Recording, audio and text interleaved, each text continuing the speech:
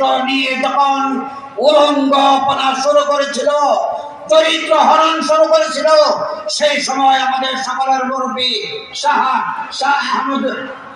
আহমদ শফি রহমতুল্লাহ আলাইহি খোলা চিঠির মাধ্যমে আমাদের ঈমানকে যাচাই করেছিলেন যে নবীর প্রেমে তারা উজ্জীবিত আসো, তারা মাঠে নেমে আসো।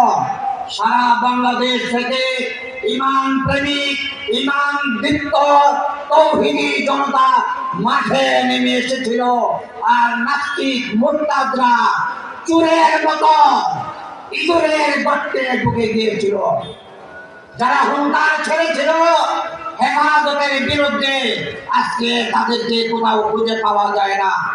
আমরা পরিষ্কার বলে দিতে চাই, হেফাজত এদেশের ঈমান রক্ষার জন্য যেভাবে ভূমিকা রেখেছিল, এদেশের স্বাধীনতা রক্ষার জন্য 24-এর সেই জুলাই আগস্টে রক্ত দিয়েছে, এদেশের স্বাধীনতাকে নতুন ভাবে জালেমদের হাত থেকে ছিনিয়ে এনেছিল।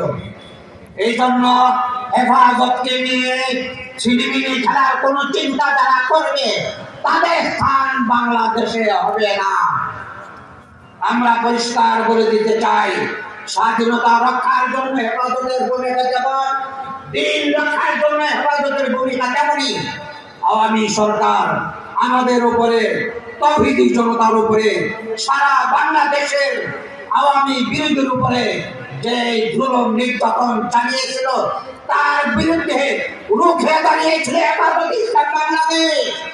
তার পাশাপাশি আগামীর পাখির মতো ছাত্র জনতার মাধ্যমে আল্লাহ পাক রব্বুল আলামিন বাংলাদেশের নতুন স্বাধীনতা ছাত্রদের মাধ্যমে অর্জন করিয়েছে।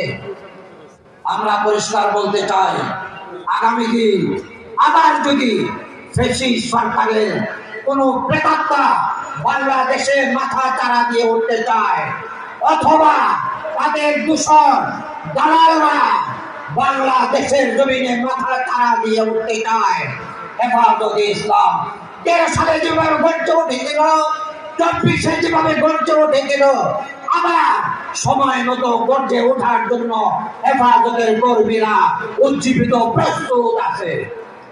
যখনই এই ধরনের সংকট আসে, সেই সংকটের মোকাবেলার জন্য উলামায়ে কেরামদের নেতৃত্বে আমরা সংগ্রামে অংশগ্রহণ করার জন্য উদাত্ত আহ্বান জানিয়ে আমার কথা এখানে শেষ করছি। নাসরুম মিনাল্লাহি ওয়া ফাতহুন করিম।